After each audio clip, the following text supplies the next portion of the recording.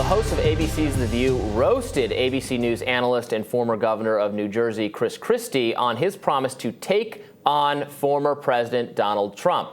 Let's watch. You better have somebody on that stage who can do to him what I did to Marco. Because that's the only thing that's going to defeat Donald Trump. And that means you got to have the skill to do it. And that means you have to be fearless. Because he will come back and right at you. What did he do to Marco? It's like a horror movie. First of all, Marco who? What did you do to Marco? I don't know who Marco is. Who is Marco? Wait, he means Rubio. He's making it sound like he's like in his basement or something. Well, Marco's little and Christie's big. Maybe he sat on him. I don't know. I mean, Trump did give Christie COVID.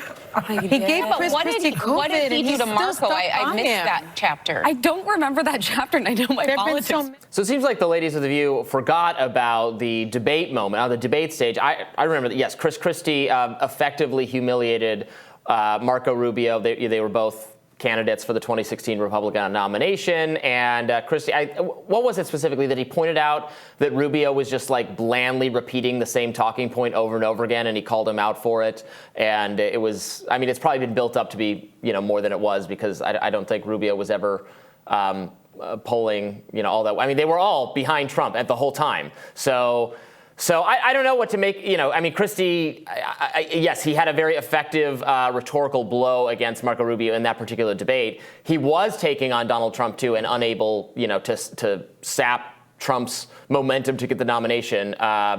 It sounded like he was kind of suggesting that, like, I should get in there, right? What do people think about that? Are you ready for round two?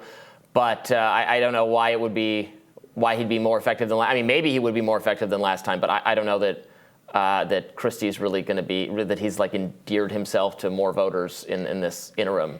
What did you make of it? Yeah, I mean, if he's harping on some moment, on some debate that neither of us can really recall, if that's his glory moment that he's sort of calling upon and saying, put me in, coach, I'm ready. Remember that time that I... Honestly, I think Marco Rubio has been doing really important work on the populist front in terms of the Republican Party, pulling it away from that sort of Chamber of Commerce point of view, from that establishment point of view, and more towards the sort of being a family for a party for families, a party for the working class.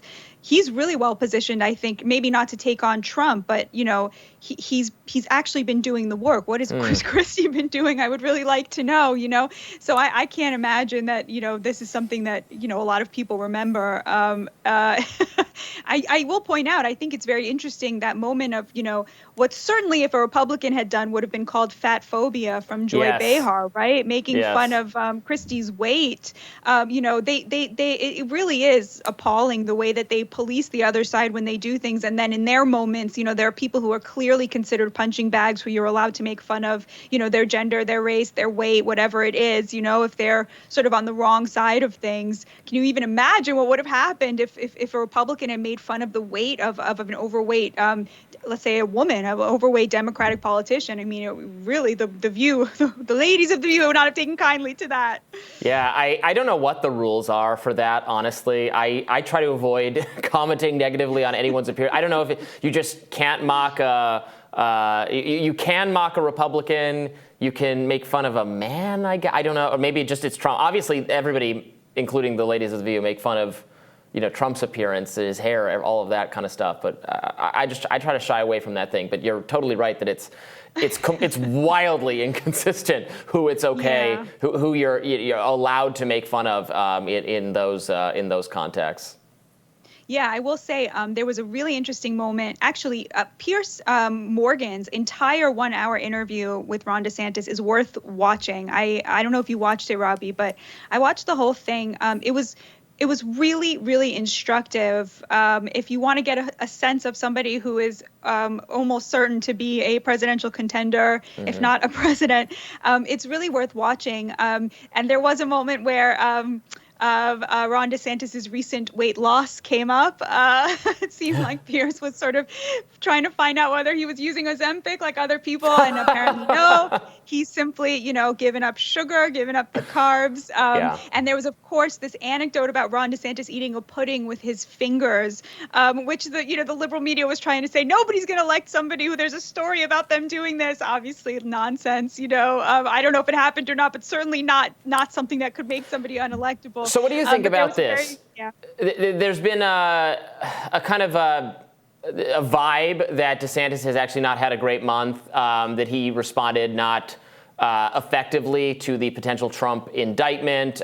Trump people felt, the diehard MAGA people felt a little bit betrayed. I think even some conservative commentators who are, kind of in the middle or more DeSantis leading still didn't like how he handled it. There was some reporting on big high-profile supporters. Is DeSantis really ready to take on Trump? Why hasn't he yet? That whole kind of thing. Are you buying that? In a controversial video that was released on Twitter yesterday, Vivek Ramaswamy claimed, I don't know if this is true, but he claimed that there's somebody on his team who was approached by the DeSantis team for a DeSantis presidential run, but that that nothing is going to start before July. So that it seemed, if take that as you will, right? That is sort of an informal date. I am not the only person I know who is excited to see DeSantis and Trump on a debate stage together. I don't know how it's going to go, but from speaking to people I know who are very much in the Trump train, they feel a level of loyalty towards Trump. They feel also, some of them, that, he was robbed in 2020, whether I don't think they mean it literally like by the tally, but by, the suppression of information, let's say, right? That we know now, like the social media, what they did with the Hunter Biden story. So there's a level of loyalty that's still there, but they are very interested in DeSantis. They see him as a more effective version of Trump. Now, we also know from recent polling that the people who are sort of much more on the Trump train, at least in these early polls, are people who make under $50K a year, and the people who are leaning more towards DeSantis tend to be making over $50K a year. They tend to be, the whiter, older, more established side of the Republican Party, whereas, even Republican voters of color, who now make up 18% of Republicans, are leaning, sort of more in the Trump train. It's a really interesting moment for the Republican Party. I don't know. I think it's a very exciting moment. I'm really looking forward to seeing how this develops, how this goes out. I don't think this is going to be a bad matchup. I think it's going to be a great matchup, especially if you're a Democrat. I mean, you've got to be wanting to see this happen, right? See that, the gloves come off. So I'm not really buying it. I do think it's too early to tell from polling, but just from the people that I know who are so, who still feel a lot of loyalty towards Trump, they're very interested in DeSantis as well. They don't look down on him. They don't have negative feelings towards him. They still feel like they owe something to Trump, but they're very interested in DeSantis as well. Yeah. I'm excited to see them go head-to-head as well, whether or not Christie is involved in the matchup. More Rising after this.